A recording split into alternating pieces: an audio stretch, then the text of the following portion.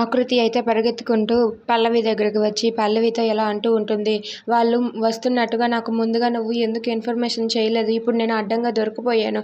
నేను గాని వాళ్ళకి దొరికానంటే నీ పేరే ఖచ్చితంగా చెప్తాను అని చెప్పి అంటుంది.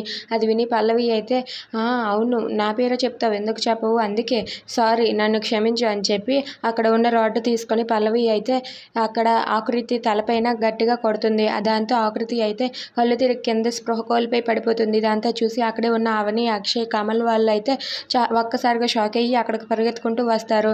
ఇక ఆ అమ్మాయిని ఎందుకు కొట్టావని చెప్పి పల్లవిని అవని అయితే నిలదీసి అడుగుతూ ఉంటుంది. నేను ఈ అమ్మాయిని పట్టుకున్నానక్క. ఈ అమ్మాయి నా గొంతు పిసికి చంపేయాలని చూసింది.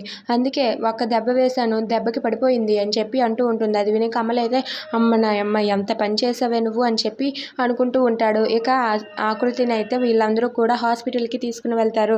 ఇక ఆకృతి స్పృహ కోల్పోయి ఉండడంతో డాక్టర్స్ అయితే ఆకృతికి ట్రీట్మెంట్ చేస్తూ ఉంటారు. అలా ట్రీట్మెంట్ చేస్తూ ఉండగా ఆకృతి అయితే అలా స్పృహ కోల్పోయి తెలివి లేకుండా అక్కడే పడి ఉంటుంది.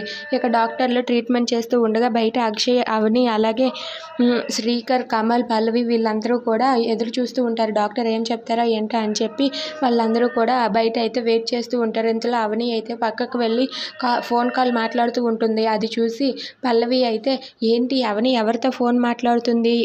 పోలీసులకి ఇన్ఫర్మేషన్ చేస్తుందా ఏంటా అని చెప్పి అనుకుంటూ ఉంటుంది. అలా పల్లవి అయితే ఆలోచిస్తూ ఉంటుంది. ఇప్పుడు ఎలాగైనా సరే నేను మాత్రం బయటపడకూడదు అని చెప్పి పల్లవి భయపడుతుంది. If you like this video please like, share and subscribe. Thanks for watching.